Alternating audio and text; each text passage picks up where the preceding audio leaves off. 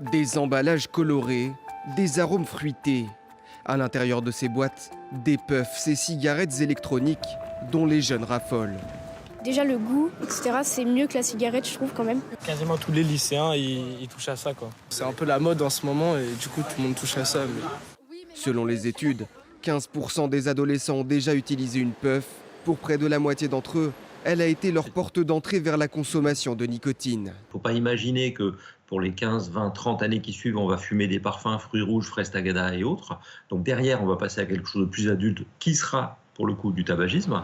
Toxiques pour la santé, mais aussi pour l'environnement. Jetés après usage, les puffs en plastique avec des batteries en lithium sont une source de pollution.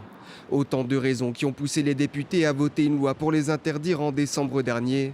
Hier, la Commission européenne a donné son feu vert. L'interdiction des puffs est justifiée, nécessaire et proportionnée au regard des enjeux sanitaires. C'est désormais au Sénat et à l'Assemblée nationale de confirmer leur vote avant la promulgation de l'interdiction des puffs par le président de la République. Des emballages colorés, des arômes fruités. À l'intérieur de ces boîtes, des puffs, ces cigarettes électroniques dont les jeunes raffolent. Déjà le goût, etc., c'est mieux que la cigarette, je trouve quand même.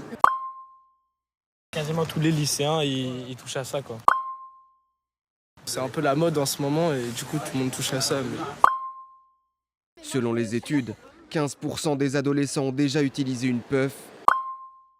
Pour près de la moitié d'entre eux, elle a été leur porte d'entrée vers la consommation de nicotine.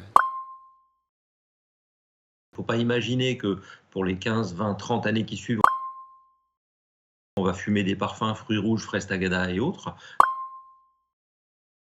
Donc derrière, on va passer à quelque chose de plus adulte qui sera, pour le coup, du tabagisme.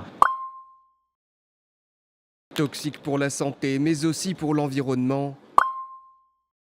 Jetés après usage, les puffs en plastique avec des batteries en lithium sont une source de pollution. Autant de raisons qui ont poussé les députés à voter une loi pour les interdire en décembre dernier. Hier, la Commission européenne a donné son feu vert.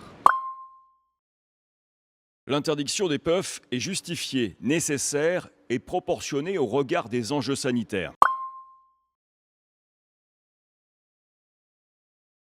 C'est désormais au Sénat et à l'Assemblée nationale de confirmer leur vote